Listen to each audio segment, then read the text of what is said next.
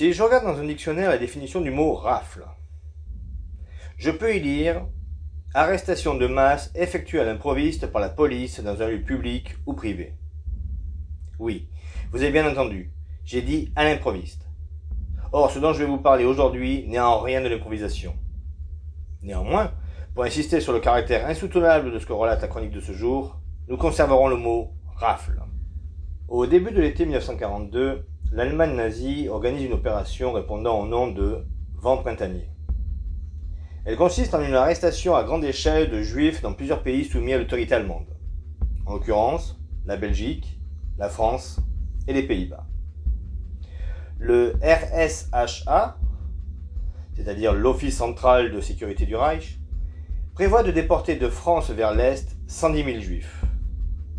Officiellement, des personnes valides pour le travail devant avoir entre 16 et 50 ans. L'opération Vent printanier prévoyait en outre la rafle de tous les juifs de Bruxelles, Paris et Amsterdam le même jour. Donc le 2 juillet 1942, René Bousquet, chef de la police de Vichy, assiste à une réunion de planification de l'opération.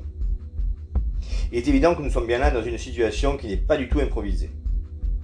Pendant la rencontre, le chef de la police exprime une remarque sur le caractère quelque peu gênant que ce soit des policiers français qui aient en charge cette tâche, puisque se déroulant en zone occupée. On promet alors à Bousquet que seuls les juifs étrangers seront arrêtés par ces hommes. Cependant, le capitaine SS Theodor Dennecker déclare « Les policiers français, malgré quelques scrupures de pure forme, n'auront qu'à exécuter les sortes. » Les directives de la RAF visent les juifs allemands, autrichiens, polonais, tchèques et russes de tous âges. Oui, vous avez bien entendu, de tous âges. Nous ne sommes donc clairement pas dans la situation de réquisition d'ouvriers. Des dérogations exceptionnelles pour les femmes dont l'état de grossesse sera très avancé ou nourrissant leur bébé au sein sont prévues. Mais pour éviter toute perte de temps, ce train ne sera pas frais au domicile, mais au premier centre de rassemblement par le commissaire de la voie publique. Le choix de rafler des enfants de moins de 16 ans illustre le décalage entre la fiction, selon laquelle l'Allemagne avait besoin d'ouvriers dans l'Est, et la réalité encore bien pire. La responsabilité en devient d'abord aux représentants d'Adolf Eichmann, à Paris, pour qu'il devienne indispensable de déporter des enfants afin d'atteindre l'objectif de 22 000 juifs apatrides arrêtés suite aux négociations avec les autorités de Vichy, lesquelles veulent, à les en croire, avant tout protéger les juifs français. Le chef du gouvernement, Pierre Laval, invoque une mesure humanitaire visant à ne pas séparer les familles. Il s'agit là, à l'évidence, d'un mensonge éhonté, puisque les parents de ces enfants avaient déjà été déportés. La lettre circulaire 173-42 du 13 juillet 1942 de la préfecture de police ordonne l'arrestation et le rassemblement de 27 427 juifs étrangers habitant en France pour le lendemain. Émile Hennequin est entre autres le directeur de la police municipale à la préfecture de police qui signa la circulaire du police du 13 juillet 1942 organisant la rafle.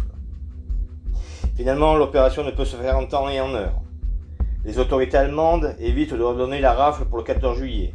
Bien que la fête nationale ne soit pas célébrée en zone occupée, ils craignent probablement une réaction de la population civile. La rafle aura donc lieu le surlendemain soir. Entre-temps, prévenu par la résistance, un nombre indéterminé de personnes parvient à échapper à la rafle. Le 17 juillet, en fin de journée, 7000 policiers et gendarmes ont procédé à l'arrestation de 13 152 personnes, dont 4115 enfants, pour y être conditionnés misérablement comme du bétail dans le vélodrome d'hiver dans le 15e arrondissement de la capitale, qui sert de prison provisoire. Cela avait déjà été le cas lors d'une autre rafle au printemps de l'année 1940, le 15 mai, la rafle des femmes indésirables, aussi appelée dans la presse de l'époque les femmes de mai.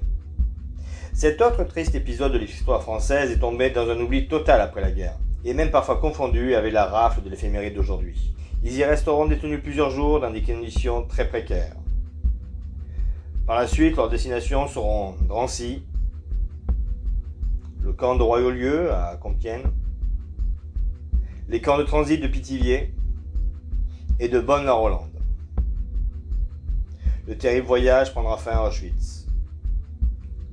Seulement moins de 100 personnes reviendront après la libération des camps. Aucun enfant ne survivra à la déportation. Le 17 juillet 1994 est inauguré, quai de Grenelle, un monument à la mémoire des victimes de la rafle. Réalisée par le sculpteur Walter Spitzer, la plaque de rue porte le nom de Place des martyrs juifs du Vélodrome d'hiver. Le monument représente enfants, femmes enceintes, personnes âgées, symbolisant ces victimes. Le socle de la sculpture est incurvé, rappelant la piste du Vélodrome d'hiver. Chaque année, il est organisé une cérémonie commémorative, le premier dimanche suivant le 16 juillet. Rappelons aussi que le 16 juillet 1995, le président de la République française, nouvellement élu, Jacques Chirac, reconnaissait au nom de la France l'inexpiable implication de l'État français. Au regard de l'histoire de l'humanité, une autre rafle marquera les esprits. Le 24 avril 1915. Près de 250 intellectuels arméniens sont arrêtés puis déportés ou assassinés le jour même en Turquie, à Constantinople. Des milliers d'autres victimes connaîtront à leur tour le même sort tragique. Et ça, c'est l'histoire de notre jour.